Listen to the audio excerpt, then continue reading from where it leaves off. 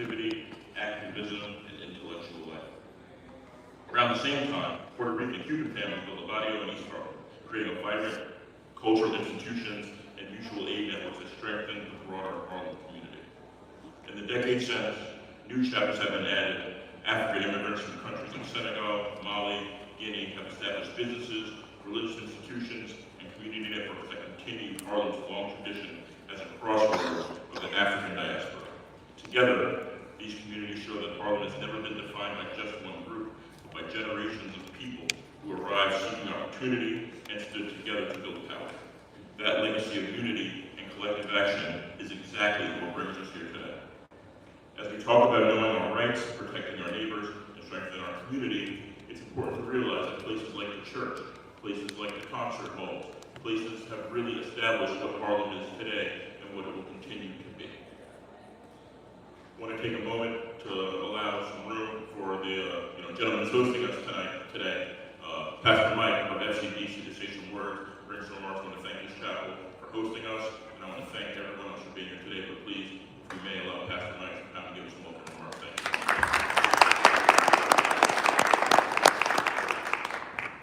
you. Good. Welcome to FCBC. Welcome to FCBC. We are so grateful to be hosting this opportunity. I've been here now 22 years, and I shared 22 years ago when I arrived that our aim is to be at the center of this community, politically, spiritually, socially, culturally.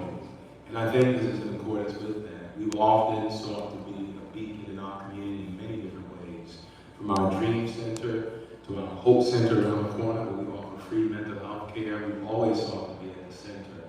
But this issue in particular is important for me, for those who know their rights.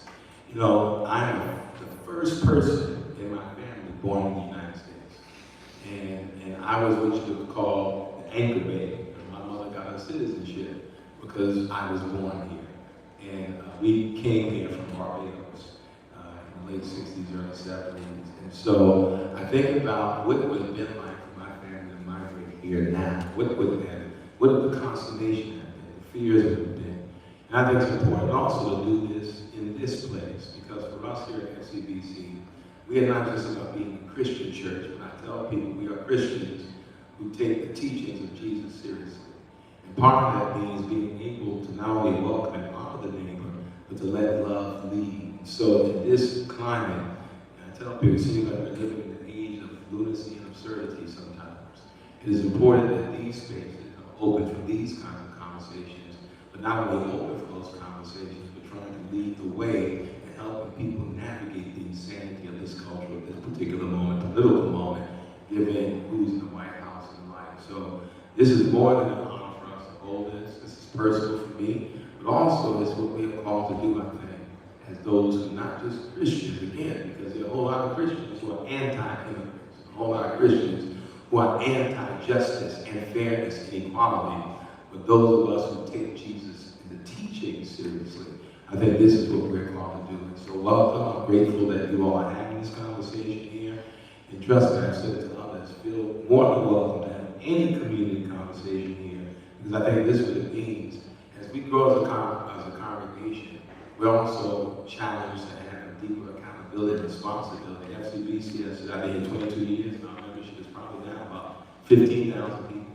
That means we have responsibility to this community, and we take that seriously. So I'm grateful for our elected officials, Brother Youssef, and Jordan, and Cordell. They will be coming. We just thank God for all of you and the service you render to this community, because no one entity can do this alone. We do it because we work together and participate in not only the healing of our community, but the safety of our communities. And so I'm grateful. So welcome on behalf of FCBC, and I pray that you continue to honor justice as you learn and serve and work today. Amen? Thank you. So much, everyone. It's a real honor that we have, pastors like Pastor Mike and clergy like Pastor Mike to allow us to open up their doors for community conversations like this. Because as we know, there was a time when we couldn't have conversations like this. And it's important that we take the knowledge that we take here and take it out into the world and help our immigrant brothers and sisters who are looking for the opportunity, trying to have a chance to live full lives. At this moment, I'm going to introduce our council member, Youssef, to bring some remarks. He's the co-host of this event, along with Senator Clear, who will be here momentarily. verily so. Without further ado, Councilmember Salon, please say hello.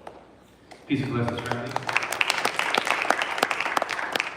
May the peace, mercy, and blessings from the owner of all peace, mercy, and blessings be upon each and every one of you and your families.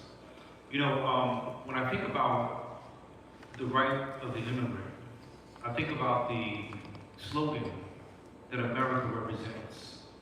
Give us your this, give us your that.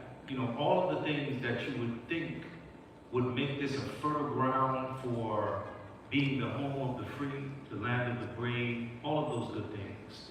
But what we found as we move through our history is that immigrant rights looks very different the darker you are. When the hue of your skin is just a shade darker than light, when you have what they consider the complexion for rejection, as opposed to the complexion for protection, then there's a problem. And so immigrant rights really has to be broader in terms of its scope to catch every single person who finds themselves on this shore.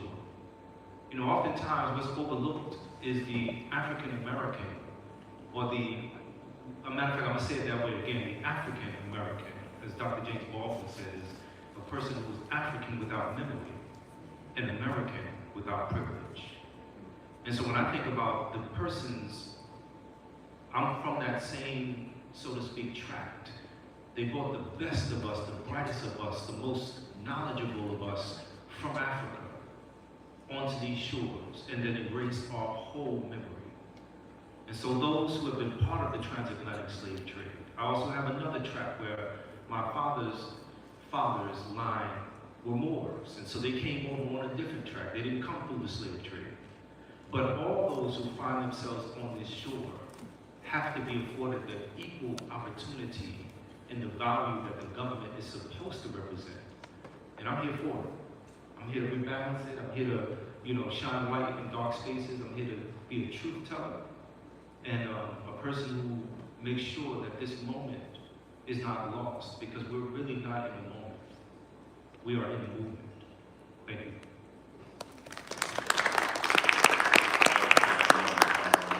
Before we get started with the panel, just, you know, Councilman ran into his family's history and how they've arrived here, and I want to talk about mine briefly. My mother's side, it's a story that I always have to share that I find fascinating. My great-grandmother migrated from Trinidad. She had an arranged marriage set up that she did not want to be arranged into. She went to a fortune teller, someone who read cards, someone who could let her know what the future was going to hold, because she didn't want to be in this arranged marriage. She wanted some clarity on what the future might be. I come from a very spiritual family, so it makes, you know, perfect sense that she went to this person, and this person came back and said, was reading the cards, and said, "You will marry a man named Clarence." And that was the name of the man that she was arranged to be married to.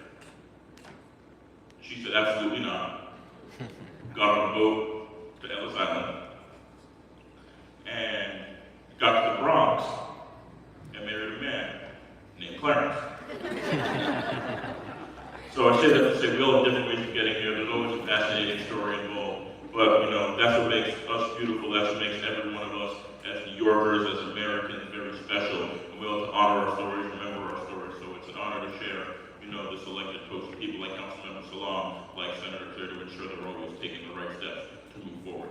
I don't think I mentioned this, but if anyone might be in need of immigration, translation services, we do have translation services in the back, so please reach out. If you see anyone who might need them, please direct them to the back, help us out. We can always help out our neighbors. So, at this point, I will allow us to get into the panel. We're honored to be joined by two fantastic panelists. We're honored to be joined by Shamir Settle from the Immigration Research Initiative. Shamir is someone I've known for a very long time. She's someone I know from this community, from her work that she did with my father. We had a lot of fun together running around Europe at a certain point in our lives, and it's important that we're always helping each other. I think it's really, you know, impactful that two folks from the neighborhood are able to come through and deliver for the neighborhood for a room like this, so thank you so much. And from Neighborhood Defender Services, we have a good friend Roberto, who's going to make sure that we're participating in a panel understanding the rights of all of our immigrants and how we can all help each other. Because, you know, Councilmember Salam said, we have to work on our privileges. We have to ensure that we're, you know, protecting our privileges. who might look like us, who might not have the same opportunity as we do. So, without further ado, I'm going to pass it on to our panelists. Thank you guys so much, I appreciate it.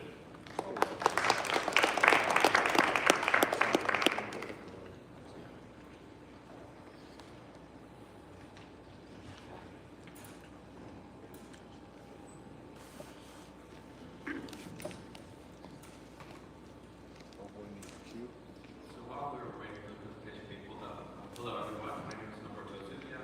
I'm a supervising attorney at the Neighborhood Delivery Service of Harlem. Pull it to yourself. Right, exactly. So if you can't hear me, please let me know.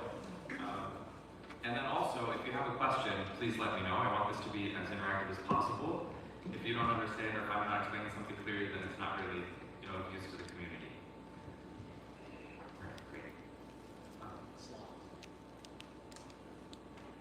Perfect.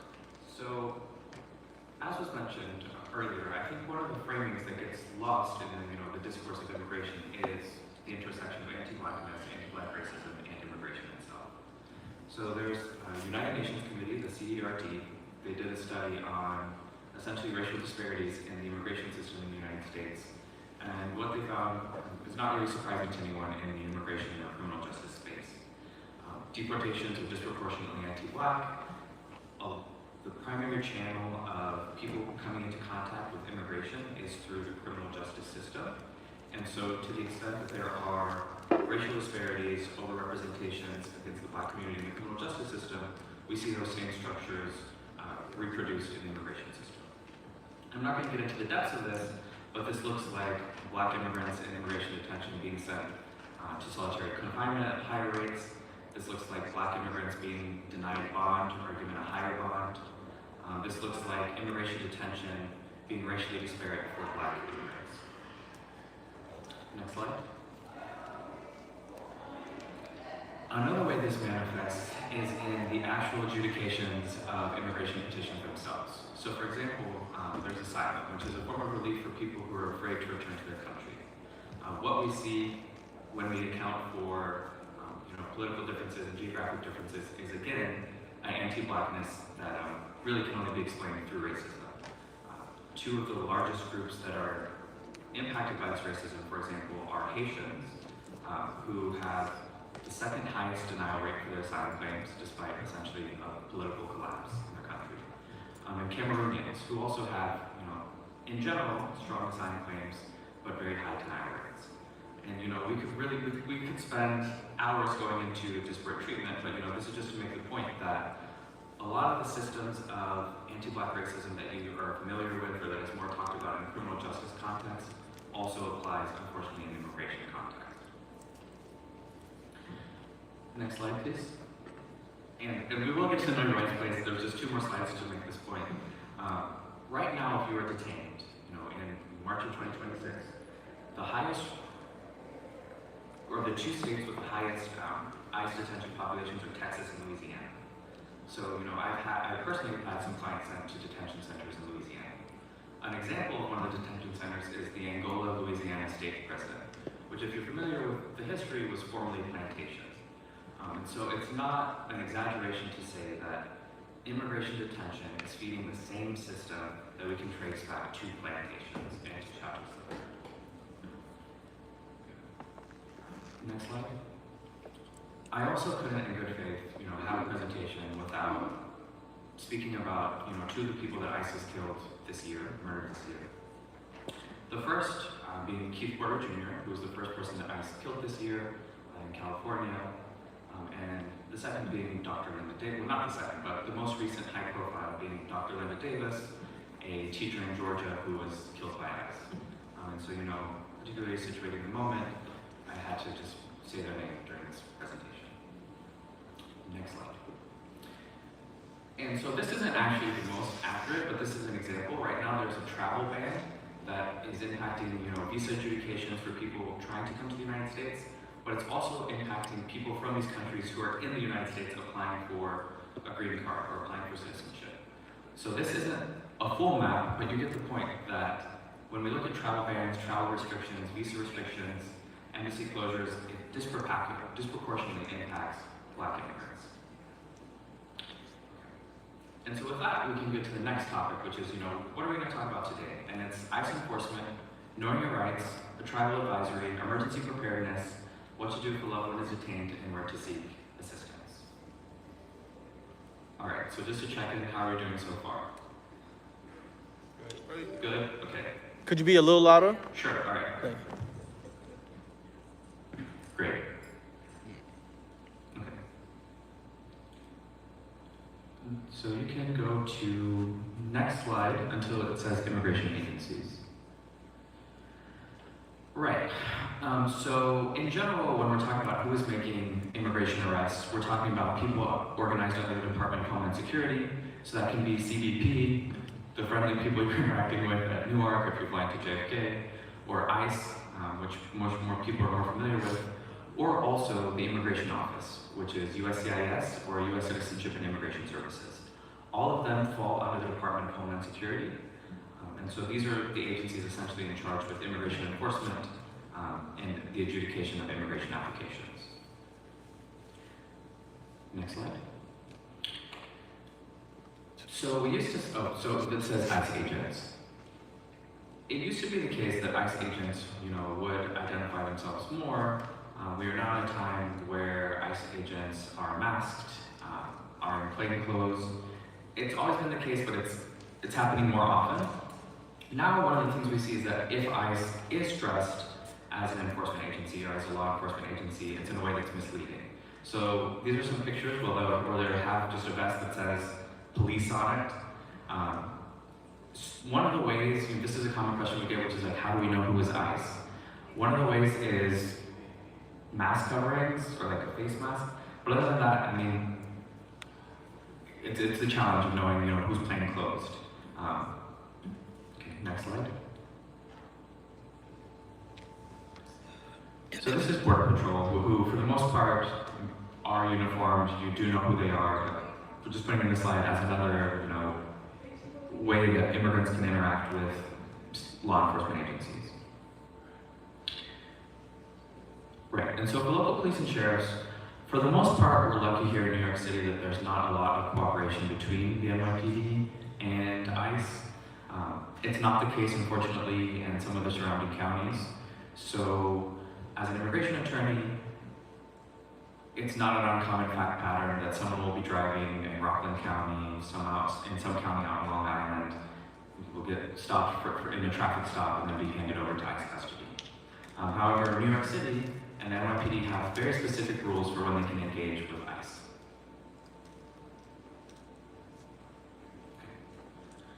So who does ICE target?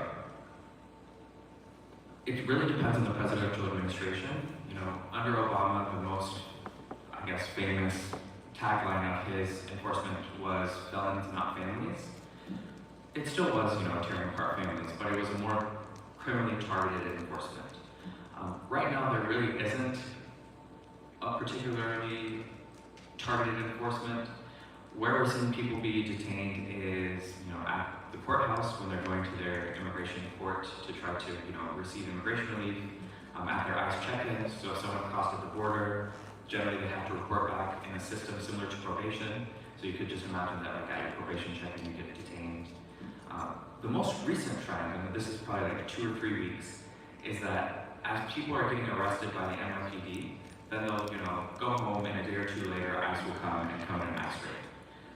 So for a while, we were going to these Know Your Rights presentations and saying, it's not really, that targeted. ICE is going after whoever they can get. Now it is starting to look a little bit like if you have a recent arrest, in a couple of days, you can maybe anticipate that ICE is going to come to your house. And then I'll just add one last bit, which was around a couple months ago, ICE was doing random street sweeps in immigrant neighborhoods. The best example was Corona, Queens. ICE was literally just walking around and arresting men who looked Latino or Mexican.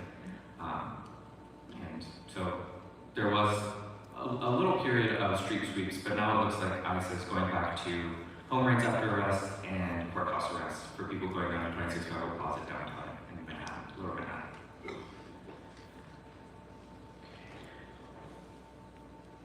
You can skip the next slide.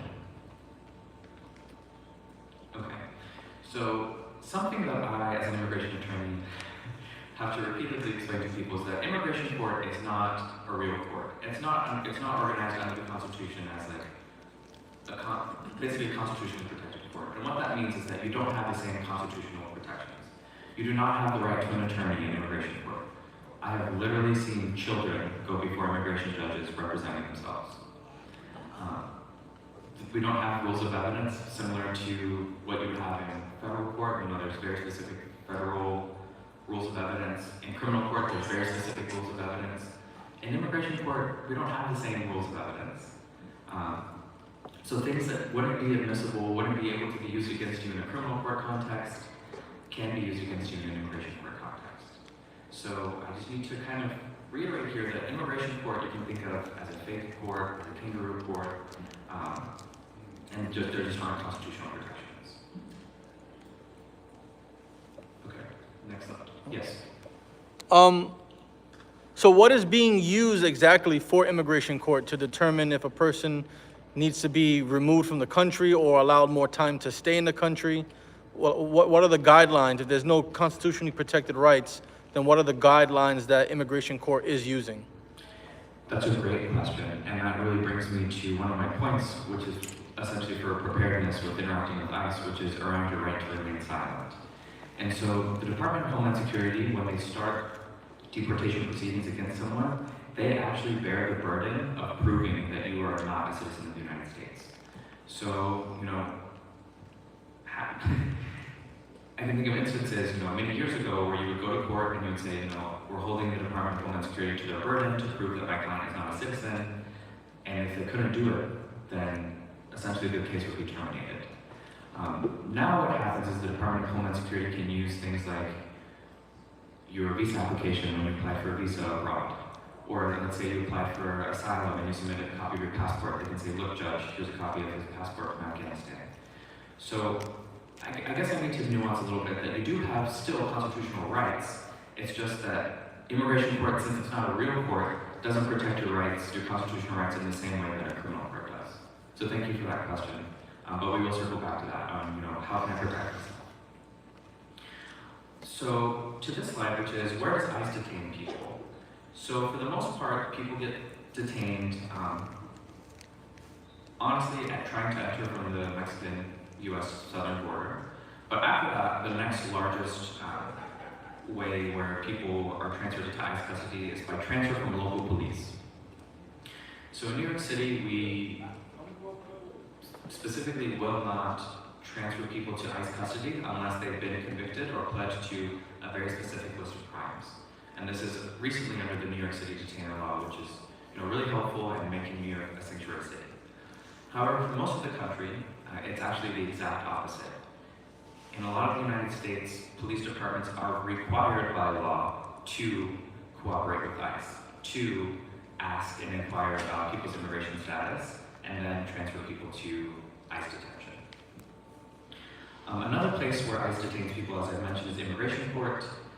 Here, the immigration courts are like down near Chinatown. Like if you've been near a city hall, you know where the criminal court is. It's right there. And then there's another one at 201 Barrett Street. If you know where Sons of Brazil is, it's right across the street. You could get detained at your USCIS appointment, at an ICE check-in. Very importantly, you're under New York state law. You're not supposed to be able to be detained on your way to state court, on your way to criminal court, or coming home. That's called POCA, or Protect Our Courts Act. To my knowledge, in the past couple of years, there have been maybe 2 or 3 violations that the New York City immigration attorney community knows of. But for the most part, ICE is respecting POCA, which is New York state law, which protects someone, you know, going and coming from criminal court, and that they won't be arrested by ICE in their trip going or coming. Another way we're seeing targeted enforcement is in workplace raids and home raids. Okay.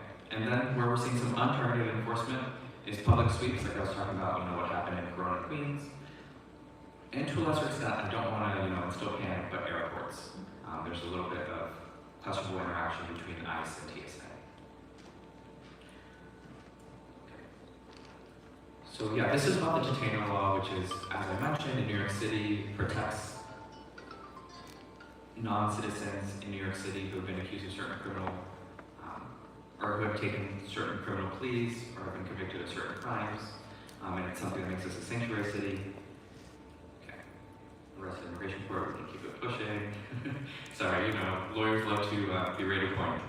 Okay. Okay. So now let's talk about home rights, which is mini slides. Yeah, here we go. If you take one thing from this presentation, it will be never open your door. Do not open your door. But a close second to that would be ICE lies more than anyone you've ever known. So we call them ruses or tricks. How ICE gets people to open their door most of the time is by pretending to be someone else.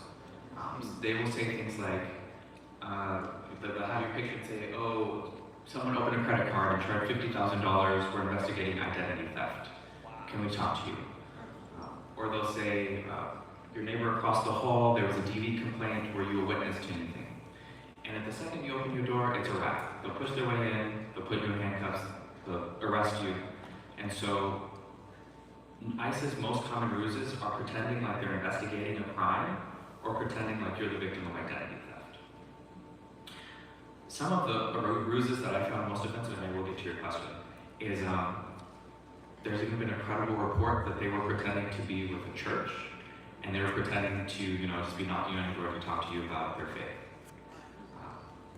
So I know it's very unneighborly, it's not the world I want to live in. Again, unless you know the person at your door, it does not matter if they're investigating a crime, if they're there on behalf of a church or a utility company, because that's also a ruse they use. Just do not open your door.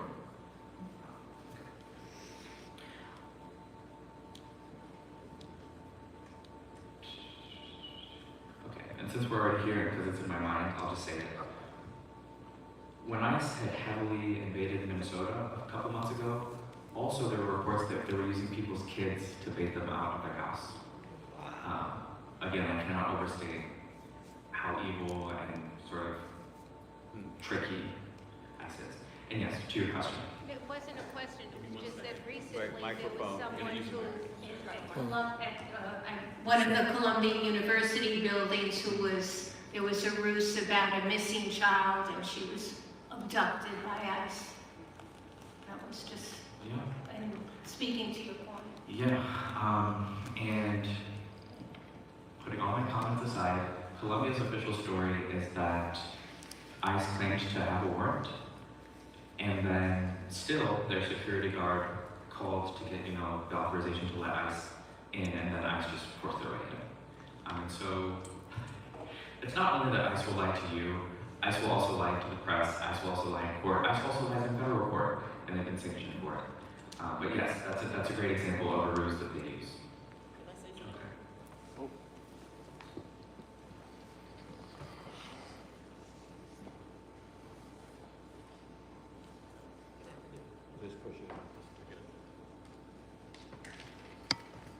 Thank you. It was just a ruse, basically, when ICE went to someone's home.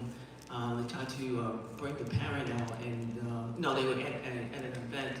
And what had happened is they took the dad and the son, and they separated them. So I just basically want to know, you know, how do you sit back and take a little 5-year-old kid and put him in a detention center? What happens then when he goes there?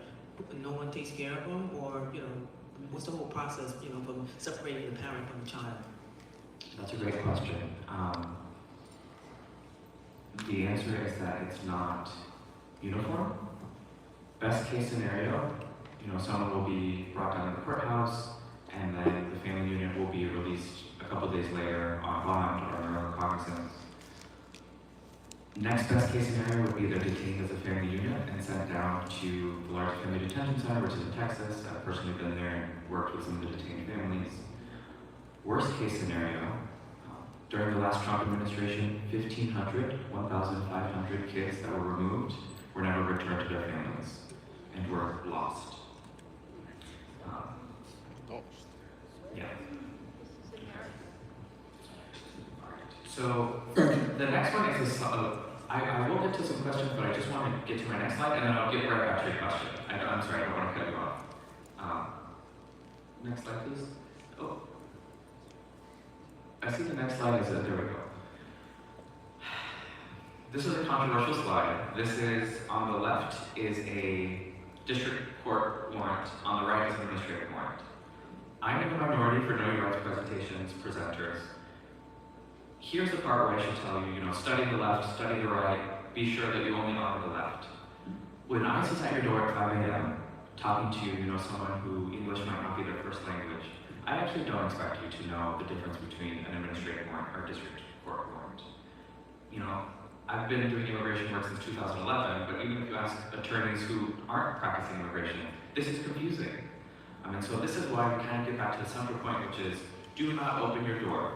They'll slide something under your door and it says warrant on it, and maybe that's the first word you read because you're stressed out, and that's the way you fall for it. So again, yes, on the left is technically a district court warrant signed by a federal judge that would authorize ICE to enter your home.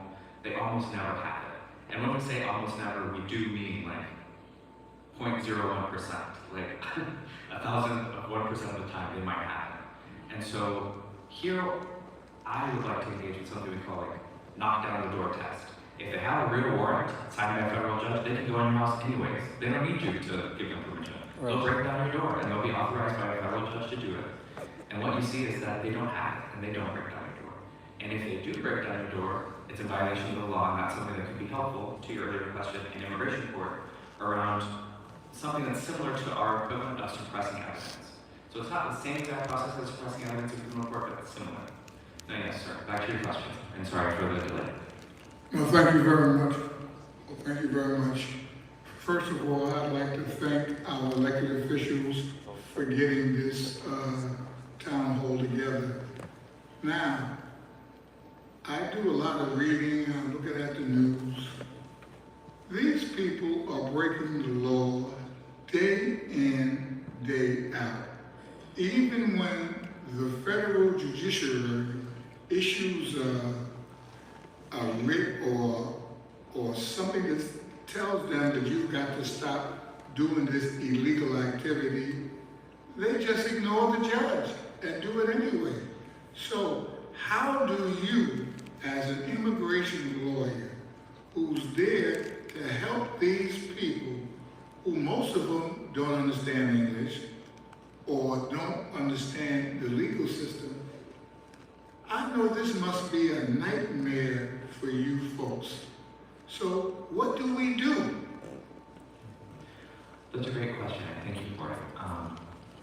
What I will say is that I'm so honored and thankful to be a part of the New York City immigrant attorney community. I've been doing nonprofit immigration work, again, since 2014 in New York City. And I really have some brilliant colleagues and community and people who are fighting back in many ways and many fronts. Some of my friends are in federal court doing litigation, doing more class action or large-scale lawsuits. I have friends as teachers who are, protecting immigrants in that context. I think we each have a role that can be very important in protecting our non-citizen neighbors in New York City. And also, this is still one of the safest cities to be in. But I do appreciate the question, which is, sometimes it does feel hopeless. And yet, as someone who is interacting with people who are detained, I'll have a detained hearing on Monday. I have a nice check-in on 7 a.m. on Monday, and then a 9 a.m. Bond hearing. Yes, it's bleak, but still there are a lot of people fighting and pushing back. Good afternoon, and I too want to reiterate thanking Assembly Member Wright and Council Member Salam for holding this event. We definitely need more. I wish this room was more full because this is a serious issue. I know I live in Community Board 9, and recently there was a sweep. There were a bunch of people fishing by the water, and ICE came and took them away. It's very disconcerting, and I don't know in your presentation if you're going to get to sweeps, but, walking, just as a Black person, a Black woman in general, we're always hyper aware, and now being concerned about this being pulled over by people. And I know for myself, if somebody rolls up on me with a mask and states they're enforcement, somebody's gonna go down because I'm not gonna let somebody take me off the street. They're very indiscriminate. They don't care. They're pulling people who are even citizens. So I don't know, once again, if you're gonna go over some of the things you can do to try to protect yourself. Because they're taking people off the streets, they're busting in your home. You know, it's just really very tragic. Thank you. Thank you for your question. And yeah, we could go to the next slide. It's almost like you were looking at the PowerPoint.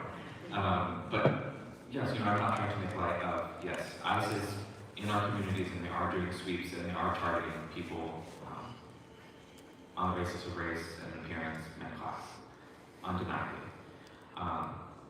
On this slide, I've already talked about public sweeps. I got ahead of myself, I love to yacht. But here on this slide, just, one of the places where they were disparately enforcing things was in Home Depot parking lots, street vendor corners, laundromats, delis, delivery routes, transit hubs, and schools. Some raids have been more high profile, like the raid that happened on Canal Street, where they were just kind of cordoning off street vendors. And some raids are more low profile, like the ones that I'm talking about out in Corona, or this one that you're talking about where people were fishing and then they were rounded up for fishing. Yeah, we are aware of public sweeps. Let's see. Yeah, you can, next slide. Yeah, you can start here. So there are a lot of different sort of community groups or rapid response networks, community, neighborhood watch groups essentially, that are trying to track ICE. And they're, I'm not fully plugged into all of them, but this is an example of a map from one of them where, I don't know if this is over a period of a month or a week, where they were targeting, ICE arrests and ICE enforcement. So there are sort of community networks that are trying to tackle this problem and are trying to map, where has ICE been and where's their heightened ICE presence. Okay, next slide. Hold on. What a website is that? So, I don't know where this was pulled from. I think it was pulled from a community group, but I wouldn't know how to direct you there. I'm sorry. You have a question right here. Sure. Good afternoon, everyone. Thank you, panel, for having this. I have a question about knowing, people even knowing their rights beforehand. That's a really big issue. My mom was a boat person that came from Haiti to Florida in the 70s. And she met my dad, who was Puerto Rican. And it was supposed to be, she was led to believe that she could get a green card through his status of being, more naturalized, and that didn't happen. Our family spent so much money that they didn't have in Haiti to send to lawyers in the United States. And it was a mess. It eventually was straightened out, but it took many, many years. And I still have relatives that are in Haiti or that are here trying to get American status. And they're spending money on attorneys. I know they have legal aid. I know they have other places where you can get resources for free, but people are still losing their life savings and their families under the guise that attorneys can help them get legalized in the United States. So what is there in place to protect people from ill-willed attorneys when they don't know their rights and they're so desperate to be here? It's still really a big problem where people are spending tens of thousands of dollars, like wiping themselves out and their families out just to be here, and they never get their legal status. So Yeah. So first off, thank you. I'm so sorry to hear that that happened to your family. It's actually fairly common. And so what I recommend to people are, there are, there's the city number 311 where you can call and try to get legal assistance, and a host of nonprofits, and this will be on a later slide that you can call. For example, if you called where I work, even if we couldn't take the case, we would still say, okay, you seem like you're eligible for this or that. And so I think probably to protect against fraud, essentially from attorneys, or immigrant attorneys who are just trying to take your money, having someone who doesn't have that interest, that money interest, honestly assess your case. Like I could tell you, okay, even though I can't take your case, yeah, it does sound like mishandling, or yeah, it does sound like a abuse for a spouse of a U.S. citizen claim. So I would say have a nonprofit screen it and screen you for eligibility, and then if the nonprofit says, hey, I can't help you, then you know at least, okay, an attorney who wasn't just trying to take my money told me I have this claim, maybe I can go somewhere else. But there are, part of my job is overseeing the intake line or supervising the intake line sometimes. And it's a common fact pattern that specifically attorneys, there was an attorney Solis and attorney Kofi who filed thousands of fraudulent applications, took $20,000 from people, and now people lost $20,000, are in deportation proceedings or have a deportation order, and still haven't received the help that they need. So yes, it's a great question. And I will take one last question that I'll get to. Roberta, Paul. We're going to keep it moving to a short round. Sure. So I mean, I'm going to take questions, let Roberta finish, and then we'll take questions afterwards. Thank you. Great, and I'm so sorry. I prefer the interactive nature, and this is a risk of it. But the next slide is, to what I've already said, do not open your door, remain silent. To an earlier question, if you are, how can you prove your status? If you have a green card, you're legally required to carry it around. So if you're not a U.S. citizen, you're legally required to carry around your proof of whatever status you have. If you're here on a student visa, unfortunately, you're required to carry that proof around. If you're here on a work visa, same thing. So if you're not a U.S. citizen, you are legally required to carry that ID around. Okay. Next.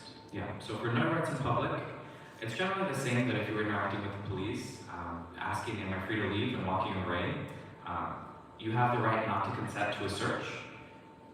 Also, that's something we can find about later in immigration court. Sometimes ICE will call people out by name, and so what I tell people is if you're walking down the street and someone says your name, no, they didn't, keep walking.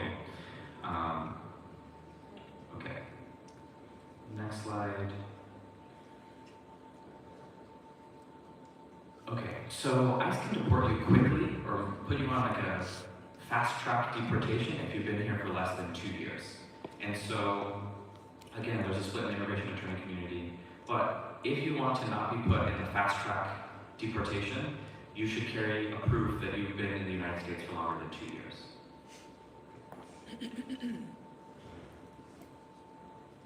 Okay. So, and this is the last one that really implicates rights, and then we'll be pretty much done. And I'm sorry for going over.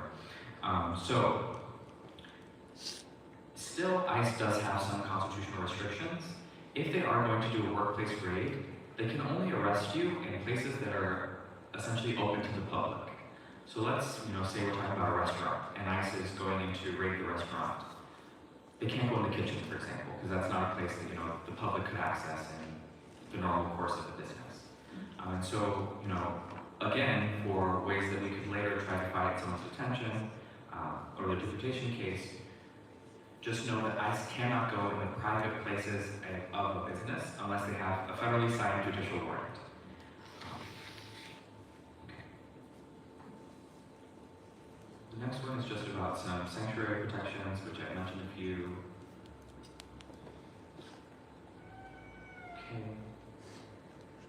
Okay, and if you could go to the slide that says travel advisory. Just the bottom paragraph here, which is if you're undocumented, please, now is not the time to travel to Florida. Now is not the time to go to North Carolina. I know it's restrictive and not fair, but another way we're starting to see, like New Yorkers who get comfortable in New York because we're a sanctuary city, realize that, when they're in Fort Lauderdale or North Carolina, things are not the same. So, my professional legal advice, if you're undocumented, do not travel outside of New York City. Okay. And then, next slide. just, you know, if you are someone who could be at risk of detention, you should have all of your documents easily accessible so that if, you know, I'm the attorney and I'm calling your 16-year-old child to try to get your immigration information, your family knows where that information is and it's readily available. Okay. There's an ICE detainee locator. If you literally just Google ICE detainee locator, you can put in someone's name and country of birth and pull up where they're detained.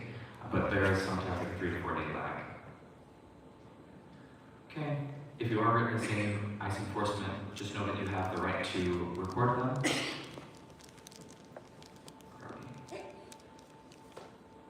If you witness an arrest, you have the right to record ICE. You can't impede the arrest. Although I will say a shout out when they did the Canal Street raid, there was a woman in a blue polka dot dress that did kind of impede, and she did save someone from immigration detention. But you know, legally speaking, you can't impede an ICE arrest, but you can record them from a safe distance. Also, you know, with recognition of whatever your safety risks are. You know, if, for example, if you're here on a visa, probably I wouldn't want you frontline recording. If you're a U.S. citizen, you know, maybe you have a little more liberty and privilege to engage with ICE accountability.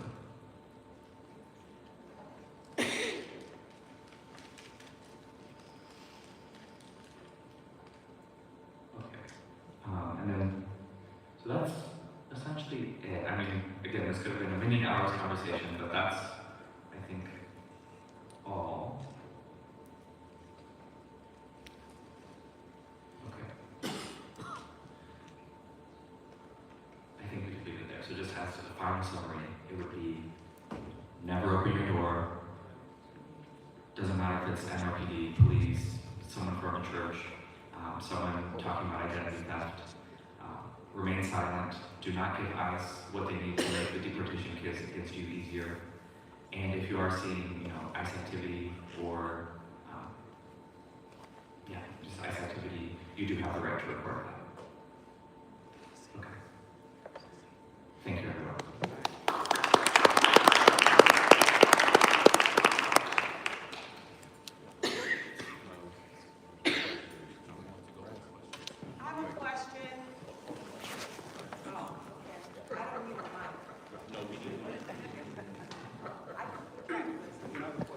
Okay. Good afternoon. I would like to thank the church and thank everybody attending this important event. And thank also the elected official. I think we should have more of this because this is so important. I'm sure there's a lot of people who need to attend this event. Most of them are not here today. But I have a couple of questions. I'm sorry, I have two. Yeah, my wife's telling me. But I am head of a nonprofit organization who help migrant and also helping immigrant. And most of the questions I have sometimes is they have appointment, they need to go to Manhattan. If they go, they will arrest them. If they don't go, they will get in trouble with the law. What to do? My next question also is, some of them don't have no money to help themselves forward, for representation. Is any kind of a fund or tap, we can tap into sometime to, to help those people? Thank you very much. Sure, let me just respond. So, to your first question about people who have ICE check-ins, and if they go, they risk detention, that is an individual assessment, so it depends on the case. If someone has a really strong case and a young child and a U.S. citizen spouse, probably they're not going to be detained, and probably they're safe to go. If someone has a weaker case or they've already been ordered deported, the most likely outcome is they're going to be detained and sent to Louisiana. So that kind of assessment is very case specific and fact specific. And so for that determination, you should reach out to an attorney. But it is a role that lots of people have. To your second question about resources, I agree that it's not enough, and still the New York City immigration space, the nonprofit space, is the best funded in the country.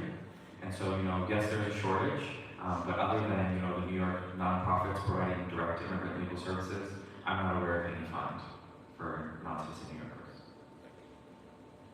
I'll make it quick. As a black mother, when my kids were growing up, you had certain rules what to do if you were stopped by the police. Now I want to advise them what to do when they're stopped by ICE. They are African and African American, but they look African. So just to prepare them, you know, they all have a copy of their passport on them. But what happens if, and I know I'm putting it out in the universe, what happens if they do get picked up? What's the process? What do I, as a parent, looking for my kid who was illegally picked up, where do I go? Do I go to the local police station? You know, like when someone is picked up, what's the process? How do you find them? I'm hearing all of these stories on the news that people are, you know, sent someplace and dropped off and nobody ever sees them for another 2 weeks. What's the process as a mother if your child is accidentally picked up? Thank you for your question, first off, and I will answer it. But I just did want to say that we were holding the rest of the questions till after the general Q&A. First, I just need to empathize with, you know, how tough that is. And, you know, I'm not trying to downplay it. My answer is not sufficient. There isn't like a process or really like a streamlined outline. You know, if they took my kid, I would call the nonprofits I could, call the attorneys I knew. You know, it's possible that they would be taken down in 26 Federal Plaza, which is kind of like the equivalent of Central Booking for Immigration and Release. It's possible they could be sent out, you know, that night on a flight to Louisiana. It's possible, as we saw in the case of Buffalo, where CBP, you know, left someone who was blind in sub-zero temperatures. You know, all of these things are possibilities and they're awful. I would say perhaps what's most protected is your child knowing a phone number. One of the biggest issues I see, believe it or not, is, you know, people will be taken into ICE custody, the phone is taken from them, and they don't have a way to communicate with people. And so all we can do is look for them in the ICE detainee locator, but that doesn't update for, you know, a few days. So, you know, to directly answer, there isn't right now an adequate process that I think would comfort me as a parent. But, you know, in this moment, I would say have your child memorize your number or a couple numbers, and yeah, we're learning as we're going, unfortunately. And I'm sorry that that's the answer.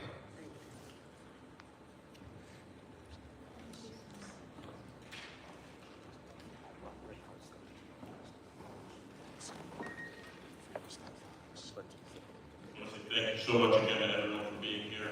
Thank you again to Roberto Zubia for that wonderful presentation. I have learned a lot. I'm definitely feeling energized. At this point, I'm going to introduce again a good friend of mine, Shamir Settle. She is the Senior Policy Analyst in the Immigration Research Initiative, and she's going to be sharing a brief overlook of the economic and fiscal impacts of mass deportation and what its risk is at New York. Then I'll do a brief Q&A with her. So thank you so much, Shamir. Yeah, thanks so much for having me, Assemblyman Wright.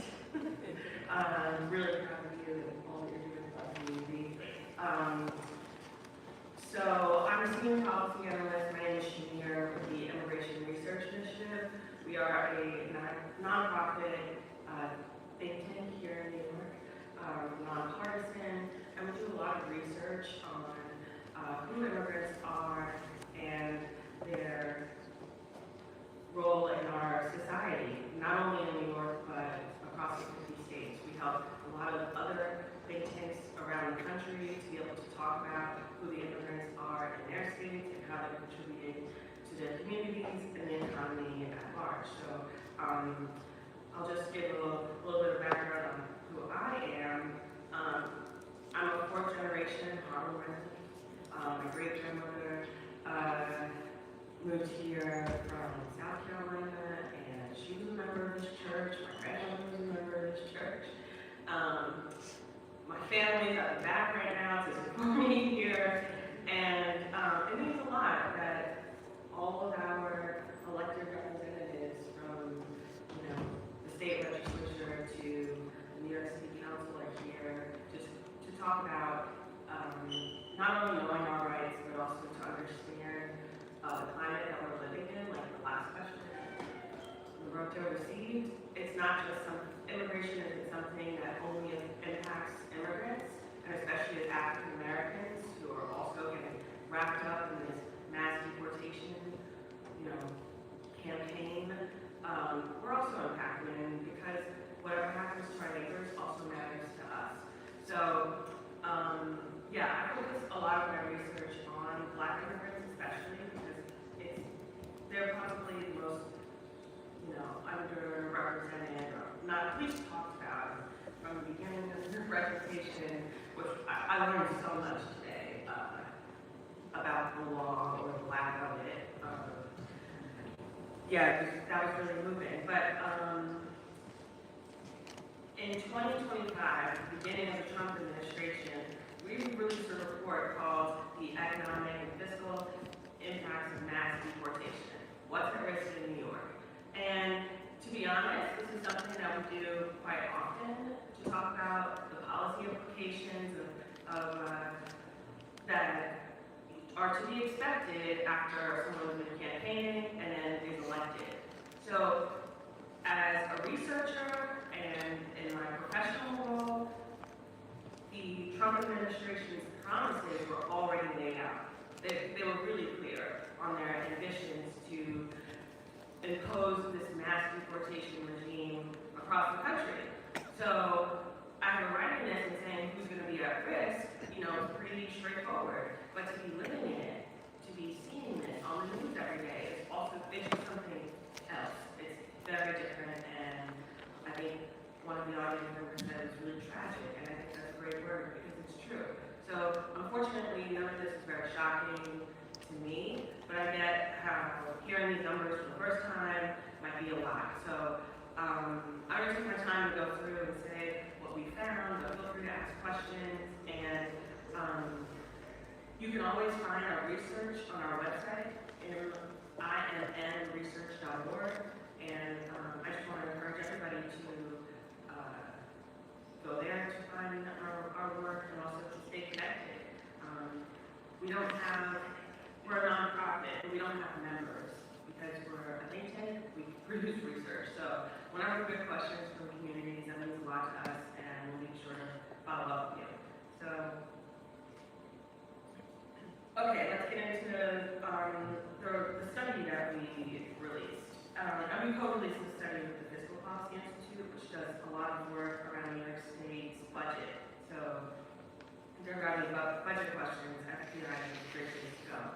The first thing is, who are New York's immigrants? Well, in the city, there are around 3 million immigrant New Yorkers, and nearly 1 million are non-citizens. Those are people who hold green cards or are seeking asylum or TPS holders, and just generally people here on humanitarian programs.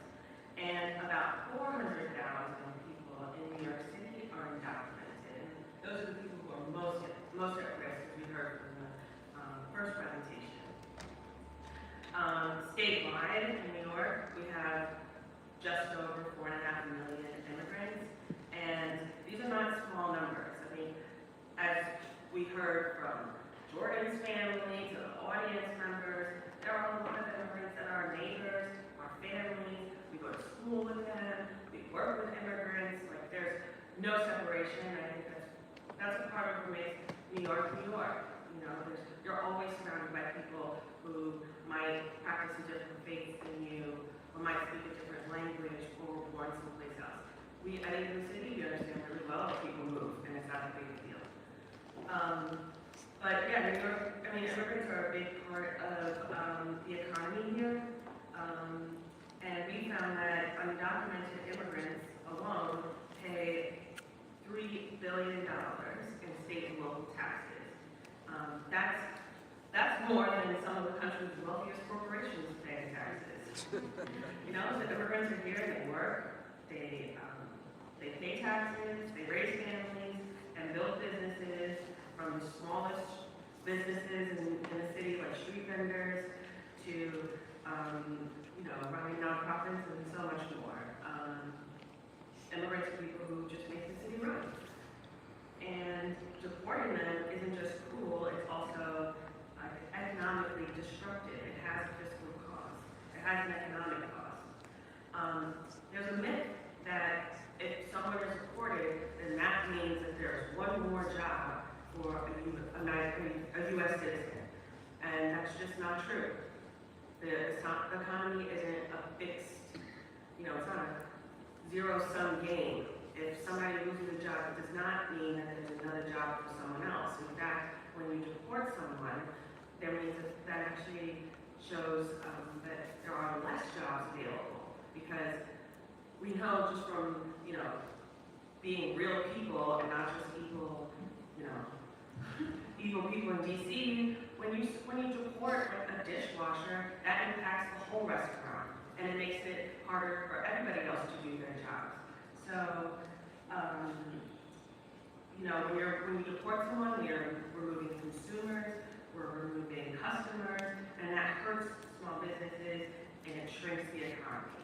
And I think that's probably one of the bigger points of this is that link, you know, between deportations and the impact on the economy. So just to show you some of the industries that are at risk, and we have seen this through the news recently, restaurants are at risk, care workers like domestic workers, construction workers. These are all the people that are feeding us, caring for our elders. They are really important parts of our communities. So that's like a general overview of the report. And if you'd like to read the whole thing, you can find it on our website. But I'm really happy to be here to answer questions and talk about it. Mayor, if you wouldn't mind, please say slowly and let more folks can find the report. So if you want to write it down on your phone, take note of it, please take time to do that now. Sure. IMM, like immigrants, mresearch.org. IMMresearch.org. At this point, we'll take any more questions in the crowd. If anybody else wants to ask a question, we have space for a couple more minutes. I want to thank again for Trinity Baptist Church, SUDC, Pastor Mike, Deacon Charles Powell, and all the folks who have graciously helped us plan this elected officials throughout the long. It's clear. Thank you all so much. Again, we have a couple of questions. Thank you also. I wanted to follow up from the mother who spoke about being concerned about your son. My heart breaks for you, and I pray that doesn't happen. But we know we're living in a toxic time. The question I wanted to ask, as a citizen, if you want to support your immigrant neighbors and you want to film, document what's happening, and then you get swept up, what rights do you have as a citizen? Because as I said earlier, they're picking up people who are U.S. citizens. And if you're a Latino, for example, Puerto Rican, and we know Puerto Ricans are American citizens, they don't care, they're swooping it up. So what are you able to do? Yeah, so just to clarify, you do have the right to record ICE. I think that in general, we're kind of in a moment where, you know, what your constitutional rights are and what ICE will actually do are very far apart. So, you know, ICE may grab your phone, break it, take it. That doesn't mean that you don't have the constitutional right to record. And so that's why, unfortunately, it's a bit of a balancing test. Like, you know, how close can you get where you're still safe, but you're still recording, you know, something that's helpful. But again, just to be very honest, I can tell you what your constitutional rights are, and they're very high and they're very protected. But you know, when the rubber meets the road, and we see how ICE is interacting with people and CBP is interacting with people, it's very far from what someone's actual constitutional rights are. But if you get arrested, which people have been arrested, Right. everyone. Right, and so it kind of goes to the earlier point of there's not the same due process in immigration court.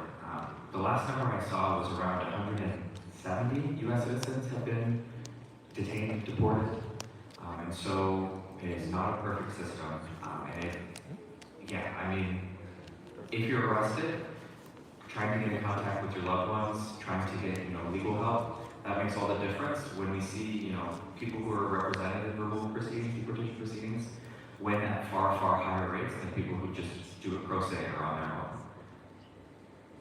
I got one last thing to ask. Excuse me. Thank you. So, I know someone who is undocumented. Her husband is undocumented.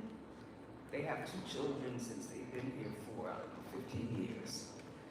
And so I asked her, and her English, we can communicate, but she's not a natural English speaker. And I asked her, I said, what are you gonna do? What would you do if something happened, like you just get snatched off the street? She didn't know. So I told her, I said, if you don't have anyone to call, please call me. So my question is, if she calls me, what do I do? Or I guess the first question is, would she be able to call me? Anybody? Yeah, so not as, again, it's not as like direct and as clear as if you're taking them in criminal custody, right? It's like pretty understood that if you're taking them in criminal custody, then yeah, you get a phone call. And honestly, you don't necessarily get an immediate phone call, but you might in the first few days of being detained. And so that's, to your first point. To your second point about who do you call, it would be the most comprehensive resource is immigrationadvocatesnetwork.org. You put in your zip code, and it shows you who are all the nonprofits around. And yeah, I would call as many nonprofits as I could until I got in touch with someone. But it's an under-resourced system that's also kind of under-collapsed. And I just wanted to get back to the earlier question, which was, if someone is detained, what they should do. And just as a reminder, you do have the right to remain silent, and you can invoke your right to speak to an attorney. And so that's also something that you can demand. The difference in immigration context is that the U.S. government will not pay for it in the same way that they would in a criminal context. So you have the right to an attorney, but it will have to be a pro bono attorney or an attorney that you pay for in the immigration context. To the earlier question. Can you repeat that website? Sure. The website is Immigration Advocates Network, I think .org. Let me just double check.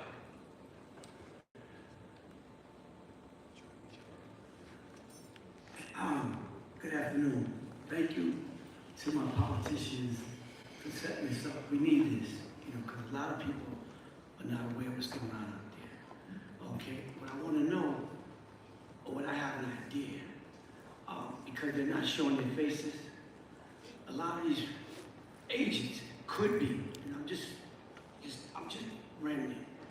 A lot of them are Proud Boys, or some of these people that was involved with January 6th uprising in DC and stuff, so they're hiding their faces. So, because you ID them and you connect it to what we've seen over the last year and a half, they're hired and then they're cutting their time that they're training, they're cutting their time in half. My ex works for ICE, but she never went out, and she worked at 26 Federal Plaza. She's never gone out and done this stuff. This is crazy. But I want to thank you, Salon, I want to thank you, Wright, and Claire's office, and I want to thank you. Just keep doing what you're doing. Thank you.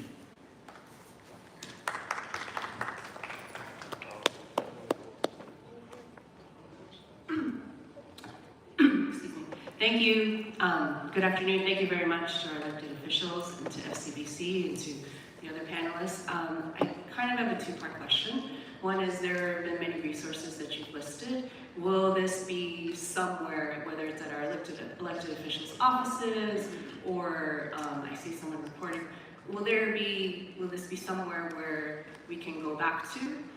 And also, our elected officials, you've done so much already, you're constantly doing work, but is there an opportunity to come to you to find grassroots or nonprofit organizations, grassroots organizations that we can connect to, that we can help?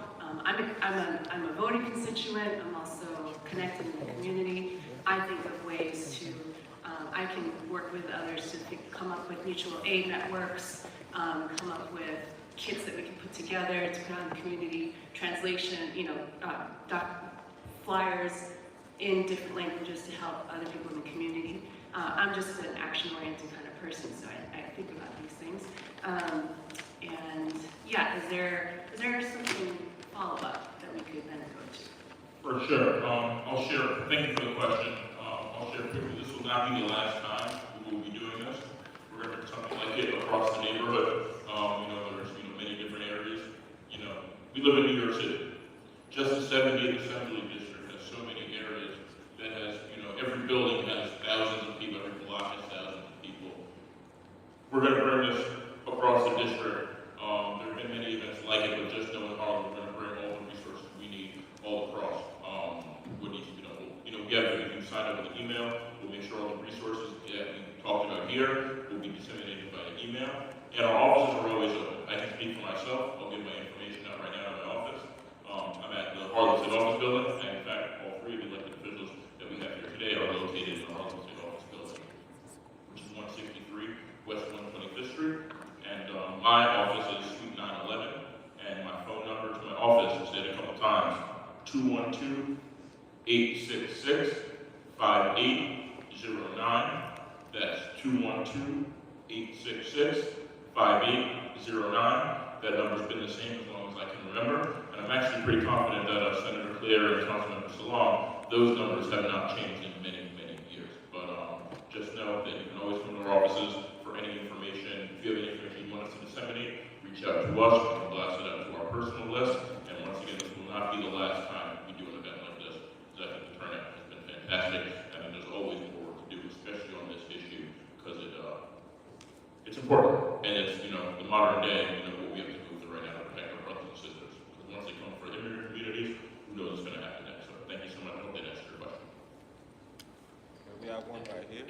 I'll just add from the Neighborhood Defender Services Harlem, we're a nonprofit about 126 and Malcolm X. We're also willing to do know your rights at community boards or schools if that's helpful.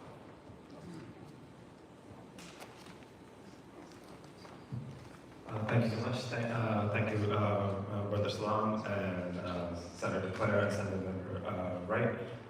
One answer that I had, I guess, for the community is I've been involved in sort of autonomous, self-directed ICE watch work around the neighborhood. We have people in this neighborhood that are on alert. There's a New York City ICE hotline. So after you're done taking those videos and pictures, I would recommend you immediately text those videos and photos and where you are to this number. It's 229-304-8720. I'll repeat that, and I'll stick around later if you need it. 229-304-8720. This is the New York City ICE hotline. You'll see it plastered around on subways. People are putting it up. Every neighborhood has at least a dozen or 24 people that are on watch. We go out in the mornings and just walk the block and see if anybody's suspicious around something we don't recognize. Can you get that number again? The number again is 229-304-8720. New York City ICE hotline. Somebody will respond. Someone will show up and check out what's happening and try to take it to the next step. They're volunteers, amazing people. So thank you so much. Thank you so much, brother, for your service to the community. We appreciate that we need more people like you who are active citizens, actively involved. Now, I'm so sorry, at this point, we're going to have to move to allow my Senator Clear some time to give some remarks. And then at that point, we're going to clear out the SCDC celebration to give us some space, and we have to give time for the next event to move on in. So thank you so much. And my partner government in New York State, we do a lot of stuff together, we have a lot of bills working on together, and we're always moving as one Harlem. So I want to say thank you so much for all of you for being here. And I'm going to move to give some time for my state senator, our state senator, Cordell Clear, for closing remarks. Thank you so much, Assemblymember Wright, and Councilmember Salam. This is so important. We can't do enough of this during this time. It's important for us to come together. I think the other side counts on us not being united, counts on us not working together. And it's always important that we stay united to make sure that all of our citizens and all of our residents' rights are being protected and being respected. And particularly in Harlem, which I view as the Mecca of the African diaspora. This is where it all comes. This is the crossroads. And our brothers and sisters have come here from all over the world, from the Caribbean, from the continent, but we migrated here from the South. So, we have to all work together to make sure that none of us are being victimized. And I can't thank Assemblyman Wright. There's no better time, there's no more right time than the present time to do this. And also, also not just for people who are immigrants, because a lot of our brothers and sisters are afraid to be out, they can't come out right now. It is for us to stand up and know what we can do to protect them, while at the same time keeping ourselves safe.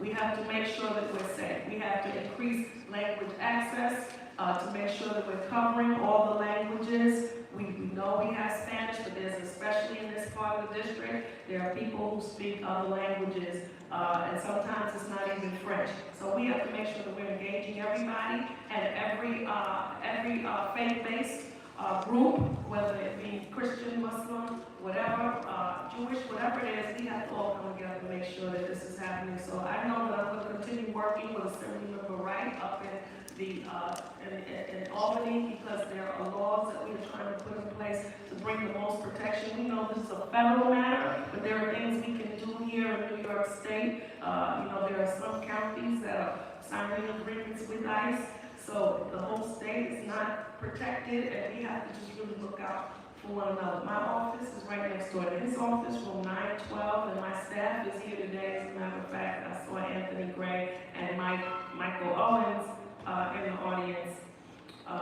You can always contact us at 212-222-7315. And I'd like to invite everyone who's interested to join us. We are celebrating the end of Ramadan. We will be having our Eid celebration at Children's Aid Society, Millbank, West 118th Street, and that's going to happen on the 21st, which is next Saturday, March 21st. This is something that I've been doing annually. We want to make sure that everybody knows that they are included and they are part of the broader community. So you can come join us. It'll be at 2 p.m. next Saturday at Children's Aid Society. Again, continue to lift up our neighbors, our family, our relatives, and our co-workers.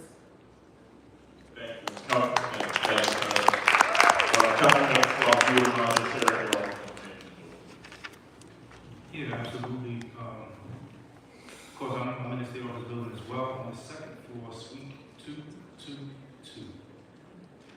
Phone number there is 212-678-4505. And of course, we can be reached by email at district9, the number 9, so district number 9, at council.nyc.gov. That number again is 212-678-4505. Thank you all so much. Never forget, Charlotte Community, we're always going to fight. I want to take a second to acknowledge members of my staff who are here, always coming, my chief of staff, sitting moving around, doing all the things.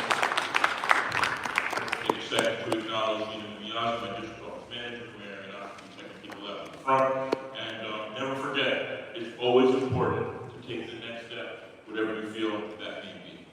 We look forward to doing another event like this. Make sure you sign up for our email list in the back. It's incredibly critical that we take our time and we're focused on whatever the next step is. This will not be the last time we have an event like this. I also want to take a second to acknowledge New York County Leader Keith L.T. Wright. Please raise your hand. Thank you. Thank you so much to our volunteers who helped out today. Paul Persad, Rosine Sheeper, Kyle Ishmael, Niall Robinson. Thank you once again to FCBC, Ethan Charles, all the people who helped out with this event. Thank you so much, Samir Settle. Thank you so much, Norberto. Thank you so much for all those neighborhood services. And see you guys next time. Thank you so much.